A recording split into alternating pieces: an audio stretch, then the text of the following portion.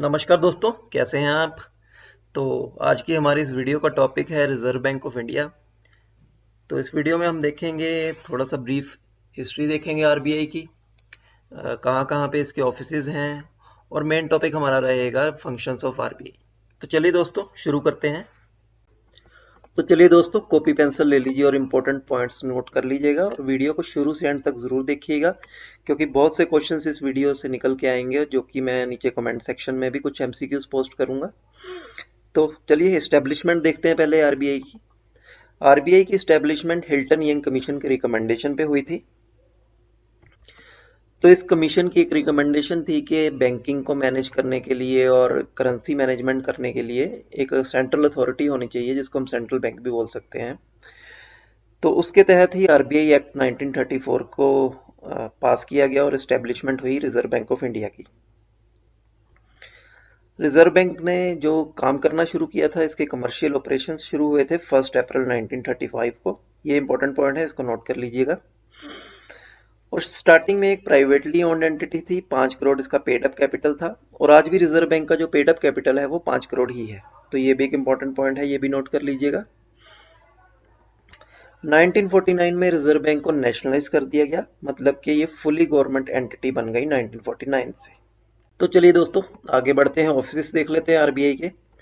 RB का initially जो central headquarter था या सेंट्रल ऑफिस जिसको बोलते हैं, वो कोलकाता में एस्टेब्लिश किया गया था। बट 1937 में इसको मूव कर दिया गया मुंबई में। सो आज जो सेंट्रल बोर्ड है आरबीआई का, वो मुंबई में बैठता है। इसके अलावा आरबीआई के 4 लोकल बोर्ड हैं, जो कि है मुंबई, कोलकाता, चेन्नई और न्यू दिल्ली में। ये लोकल बोर्ड वहाँ के लोकल इकोनॉमिक इंटरेस्ट या टेरिटोरियल रिप्रेजेंटेशन देते हैं, या जो भी लोकल कोऑपरेटिव बैंक्स हैं या इंडिजीनियस बैंक हैं उनके इकोनॉमिक इंटरेस्ट को देखते हैं। और उसके अलावा जो भी सेंट्रल बोर्ड इनको काम देगा वो काम ये लोकल बोर्ड्स करते हैं। इसके अलावा 27 रीजनल ऑफिस हैं आरबीआई के, जो मोस्टली स्टेट कैपिटल्स में हैं, और 4 सब ऑफिस हैं आरबीआई के, और 6 ट्रेनिंग एस्टेब्लिशमेंट्स हैं आरबीआई के। तो ये हमने देख लिया आरबीआई के ऑफिसेज के बारे में। तो चलिए आगे बढ़ते हैं, सेंट्रल बोर्ड ऑफ डायरेक्टर्स के बारे में देख लेते हैं। तो आरबीआई का जो सेंट्रल बोर्ड है वो मुंबई में बैठता है, और ये काम क्या करता है कि आरबीआई के जो डे टू डे अफेयर्स हैं उनको गवर्न करता है। इनको हम बोलते हैं सेंट्रल बोर्ड ऑफ डायरेक्टर्स। इसमें कुछ ऑफिशियल डायरेक्टर्स होते हैं जिनको हम फुल टाइम डायरेक्टर्स बोलते हैं, और कुछ नॉन ऑफिशियल डायरेक्टर्स होते हैं।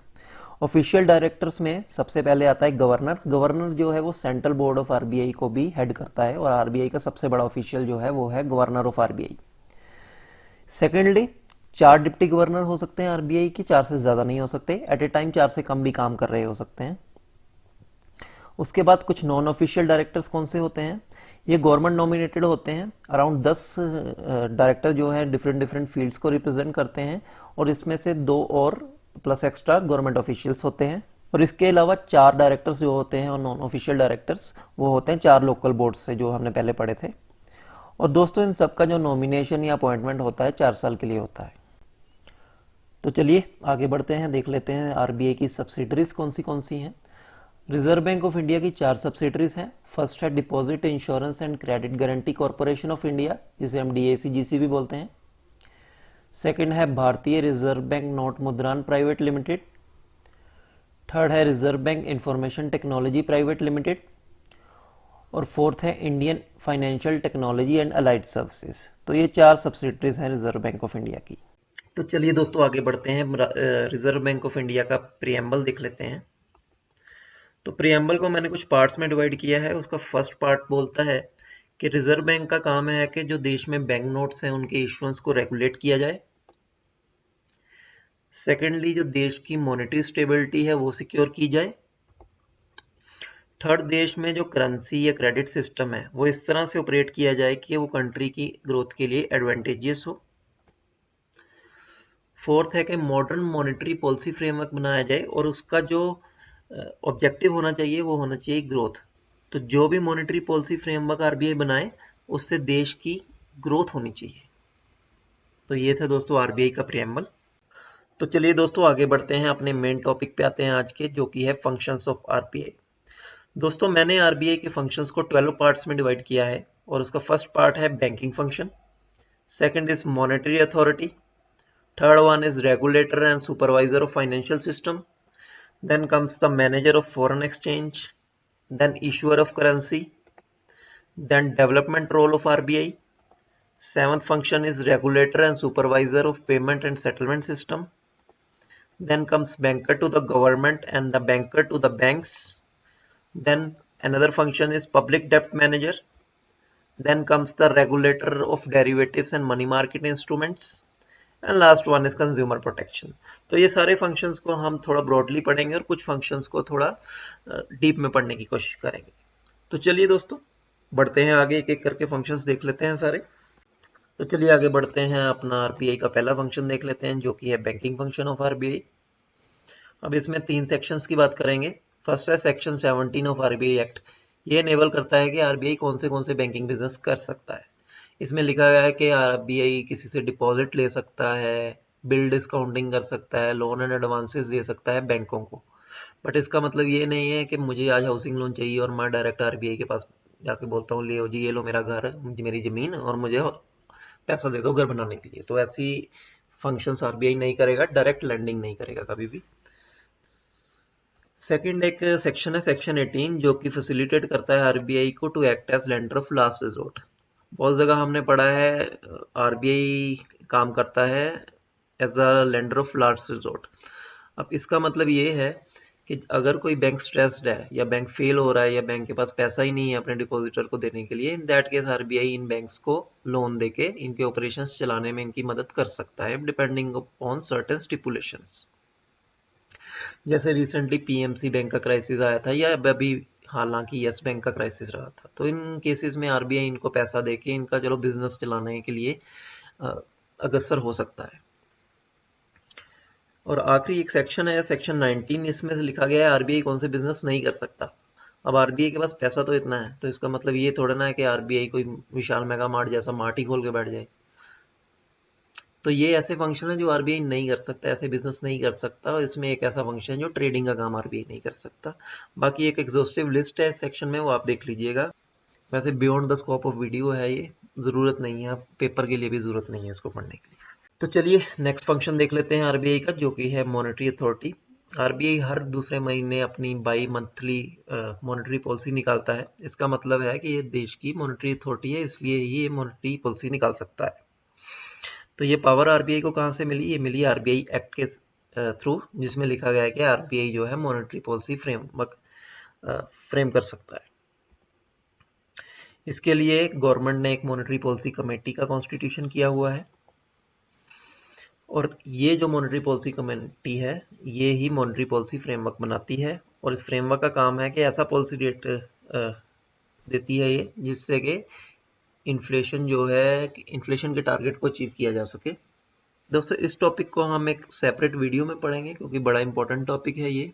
Monetary policy committee, types of monetary policy, ये सब हम एक अलग लेक्चर में रखेंगे। तो चलिए आगे बढ़ते हैं, अब देख लेते हैं आरबीआई का मेन फंक्शन जो है वो है regulator and supervisor of financial system. अब किन किन को रेगुलेट कर सकता है?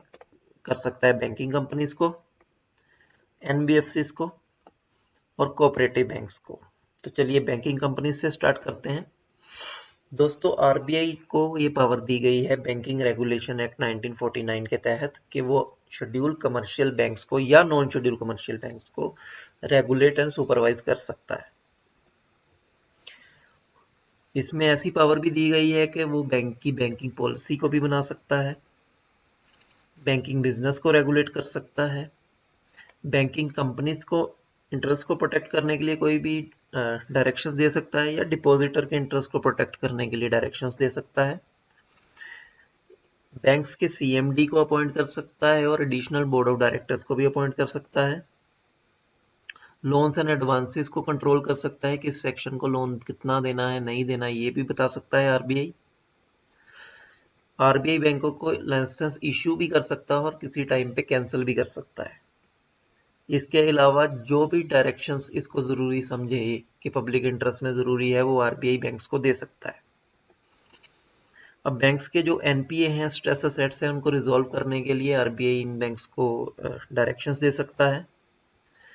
बैंकिंग कंपनीज जो हैं इनकी इंस्पेक्शन आरबीआई कर सकता है ऑन साइट या ऑफ साइट जैसे मर्जी, और अपनी मर्जी से भी कर सकता है, सेंट्रल गवर्नमेंट बोले फिर भी कर सकता है।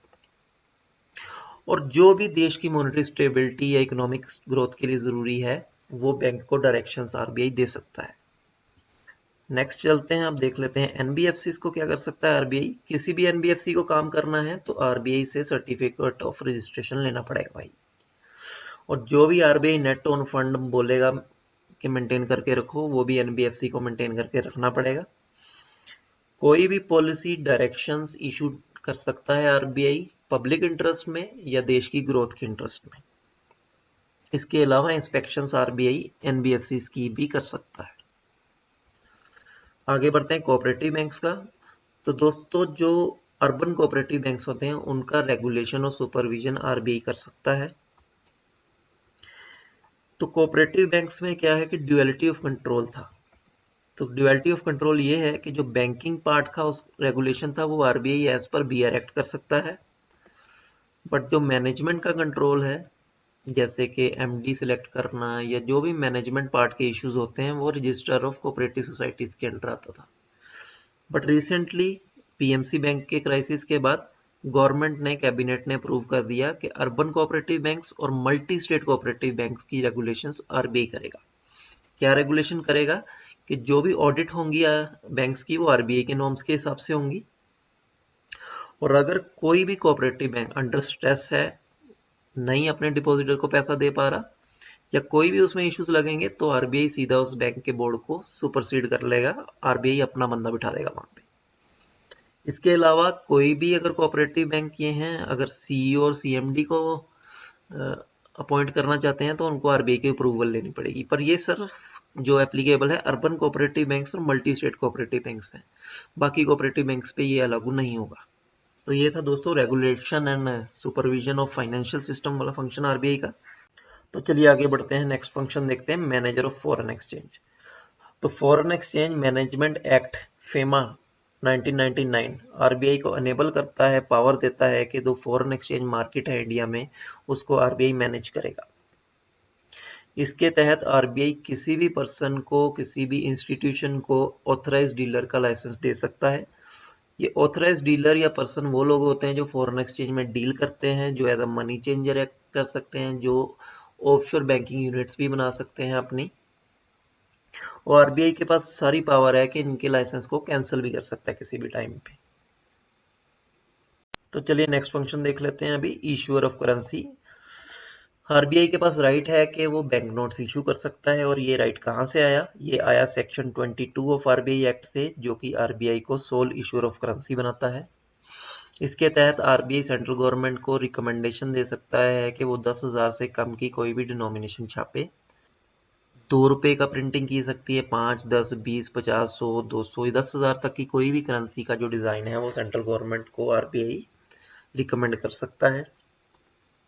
इसके अलावा जो बैंक नोट्स हैं उनके ऊपर स्टैम्प ड्यूटी एग्जेम्प्टेड होती है। तो ये था इशूअर ऑफ करेंसी के बारे में। तो चलिए दोस्तों आगे बढ़ते हैं, डेवलपमेंट रोल देख लेते हैं आरबीआई का। इसमें फर्स्ट रोल है कंज्यूमर एजुकेशन एंड प्रोटेक्शन। थोड़ा स्पेलिंग मिस्टेक हो गया। तो पहले मैंने फंक्शंस में बताया था कि एक सेपरेट फंक्शन है हमारा, बट इसी में हम इसको पढ़ लेंगे। तो इसके तहत आरबीआई के अंदर एक सेपरेट डिपार्टमेंट है जिसको बोलते हैं consumer education and protection department. इसका यही काम है कि कंज्यूमर के जो इश्यूज हैं उसको रिजॉल्व करना और बैंकों को हिदायतें देना कि कैसे इन इश्यूज को रिजॉल्व किया जाए जल्दी से जल्दी। इसके अलावा बैंकिंग ओम्बड्समैन स्कीम है आरबीआई की, जो कि बैंक्स और एनबीएफसीज के लिए सेपरेट स्कीम है। इसके तहत कोई भी कंज्यूमर जो एक पर्टिकुलर अमाउंट की कंप्लेंट जो है वो आरबीआई को कर सकता है, आरबीआई के ओम्बड्समैन को कर सकता है। इस स्कीम को हम एक सेपरेट वीडियो में पढ़ेंगे। इसके अलावा एक banking code and standard board of India है जिसको बीसीएसबीआई कहते हैं। ये स्टैंडर्ड्स अपने सेट करता है कि बैंक्स किस स्टैंडर्ड की सर्विसेज देंगे। इसका भी जो नोडल ऑफिसर है वो आरबीआई का होता है। इसके अलावा आरबीआई ने एक स्कीम निकाली हुई है, internal ombudsman scheme for banks. इसके तहत आरबीआई ने बैंकों को हिदायतें दी है कि वो इंटरनली एक ओम्बड्समैन अपॉइंट करें जो कि कस्टमर की कंप्लेंट्स को प्रायोरिटी बेस पे रिजॉल्व करे। नेक्स्ट आरबीआई का एक चार्टर ऑफ कंज्यूमर राइट होता है जिसमें कंज्यूमर के राइट्स के बारे में लिखा गया है। इसी इसी के इन लाइन में बैंक्स भी अपना अपना कंज्यूमर चार्टर निकालते हैं, एक चार्टर ऑफ राइट्स को। Next RBI complaint management system web based लेके आने वाला है, जिसके तहत आप किसी भी बैंक की कंप्लेंट कर सकते हैं आरबीआई को। सेकंड डेवलपमेंट रोल आरबीआई का है फाइनेंशियल इंक्लूजन। बहुत न्यूज़ में रहता है ये टॉपिक, बड़ा ही हॉट टॉपिक है। पीएमजेडीवाई जो स्कीम थी, इसी पे बेसिस थी।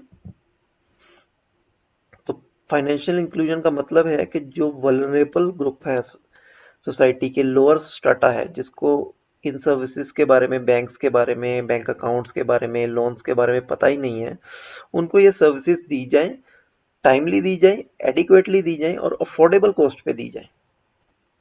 इसके तहत आरबीआई बहुत सारे फाइनेंशियल लिटरेसी कैंप्स भी चलाता है, बहुत सारे फाइनेंशियल लिटरेसी इनिशिएटिव्स रहते हैं आरबीआई के। वन सच इनिशिएटिव इसके मंथ ऑफ फेब में आरबीआई फाइनेंशियल लिटरेसी वीक मनाता है। तो ये भी काइंड ऑफ एक डेवलपमेंट रोल है आरबीआई का। और चलिए नेक्स्ट देख लेते हैं payment and settlement system. RBI जो है रेगुलेटर है पेमेंट एंड सेटलमेंट सिस्टम का और सुपरवाइजर भी है। पेमेंट सेटलमेंट सिस्टम क्या होता है? मान लीजिए आपको किसी को पैसे भेजने हैं, अपने दोस्त को, आप कर रहे हैं आईएमपीएस, आपने यहाँ से पैसे भेजे और वहां पे दूसरे अपने दोस्त के अकाउंट में पैसे चले गए। तो ये पैसा भेजना जो है पेमेंट है, और ये जो दूसरे बैंक के अकाउंट में पैसे जा रहे हैं उसको हम बोलते हैं सेटलमेंट। तो इस सारे सिस्टम को जो रेगुलेटर सुपरवाइज कर रहा है वो करता है रिजर्व बैंक ऑफ इंडिया, और ये पावर आरबीआई को आई है payment and settlement system act 2007 के थ्रू। ये दोस्तों बड़ा ही एक ब्रॉड टॉपिक है, इसको हम एक नेक्स्ट एक अलग वीडियो में पढ़ेंगे इसको, तो इसको यहीं पे छोड़ देते हैं। अभी पढ़ते हैं अभी और पढ़ लेते हैं आरबीआई का role as a banker to banks and government. तो पहले देखते हैं बैंकर टू बैंक्स क्या है। तो मान लीजिए आपको कोई पैसा ट्रांसफर करना है एक बैंक से दूसरे बैंक में, तो आप कैसे कर सकते हैं?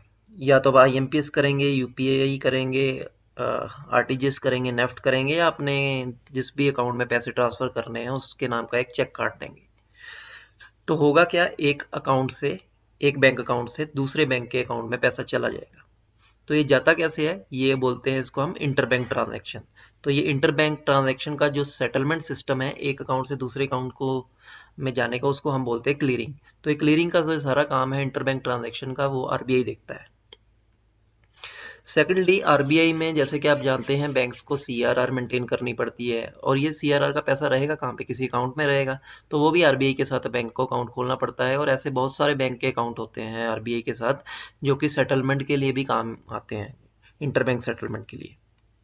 और बैंक्स जो हैं वो आरबीआई से पैसा भी बोरो कर सकते हैं as a repo facility, term repo facility. MSF के अंडर गवर्नमेंट को सिक्योरिटी को एज ए कोलेटरल दे के आरबीआई से पैसा ले लेते हैं, और जब भी उनको रिक्वायरमेंट होती है टाइम टू टाइम वो आरबीआई से पैसा लेते रहते हैं।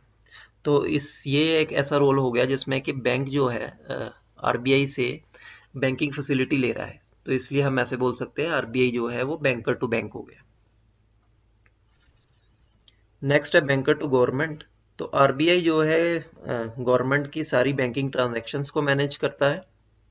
इसके अलावा एज एन एजेंट वो सेंट्रल गवर्नमेंट के पब्लिक डेब्ट को भी मैनेज करता है। कई जो भी ट्रेजरी बिल्स या गवर्नमेंट सिक्योरिटीज जो है इशू करनी, नए लोन रेज करने, वो सारा काम जो है गवर्नमेंट के लिए रिजर्व बैंक ऑफ इंडिया ही करता है।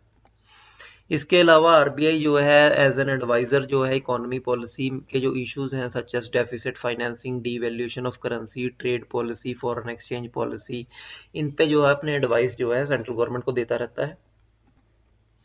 इसके अलावा जो सेंट्रल गवर्नमेंट है उसको हमेशा कुछ पर्टिकुलर कैश का बैलेंस जो है वो आरबीआई के साथ मेंटेन करना पड़ता है। वो कितना बैलेंस है? 100 मिलियन डेली बेसिस पे वो आरबीआई के पास रखेगा, और एवरी फ्राइडे या मार्च 31 को या जून 30 को सेंट्रल गवर्नमेंट का जो बैलेंस है वो 1 बिलियन रुपीस जो है वो हमेशा आरबीआई के पास होना चाहिए। इसके अलावा आरबीआई का एक्ट जो है वो एम्पावर करता है आरबीआई को कि वो स्टेट गवर्नमेंट्स और सेंट्रल गवर्नमेंट को कभी भी टेम्परली उनको पैसे की जरूरत है तो वेज एंड मीन्स एडवांस के थ्रू दे सकता है। वेज एंड मीन्स एडवांस जो है कोलेटरल फ्री लेंडिंग है, मतलब कोई सिक्योरिटी नहीं देती गवर्नमेंट, पर पैसा ले लेती है आरबीआई से। इसके बारे में हम एक अलग वीडियो में फ्यूचर में पढ़ेंगे, वेज एंड मीन्स एडवांस के बारे में। चलिए आगे बढ़ते हैं, पब्लिक डेप्ट मैनेजमेंट देख लेते हैं। ये भी आरबीआई का एक फंक्शन है। जैसे कि पिछली स्लाइड में हमने देखा था कि आरबीआई जो है वो स्टेट गवर्नमेंट या सेंट्रल गवर्नमेंट्स के लिए डेप्ट मैनेज करती है, गवर्नमेंट सिक्योरिटीज इशू करनी है तो वो करती है।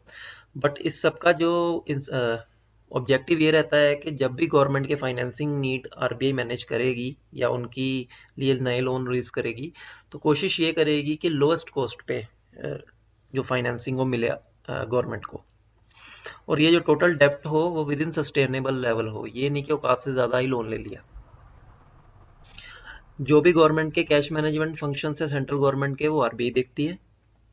इसके अलावा जो स्टेट गवर्नमेंट के डेप्ट मैनेजमेंट के फंक्शन है वो भी आरबीआई देखती है, बट सब्जेक्टेड टू कंडीशन के स्टेट गवर्नमेंट को आरबीआई के साथ एक एग्रीमेंट करना पड़ता है कि लीजिए जी आप हमारा डेप्ट मैनेज करेंगे।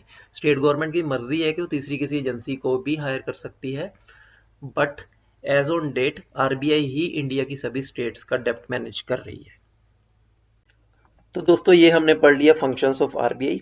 कुछ फंक्शन मैंने इंटेंशनली छोड़े हैं जिनको हम डेडिकेटेड वीडियोस के थ्रू नेक्स्ट कुछ लेक्चर्स में पढ़ेंगे। और आपको हमारी ये वीडियो अच्छी लगी हो तो नीचे दिए गए सब्सक्राइब बटन और बेल आइकन को क्लिक करके हमारे इस चैनल को जरूर सब्सक्राइब करें। और साइड में एक प्लेलिस्ट दी है, उसको क्लिक करके आप और भी वीडियोस देख लीजिएगा।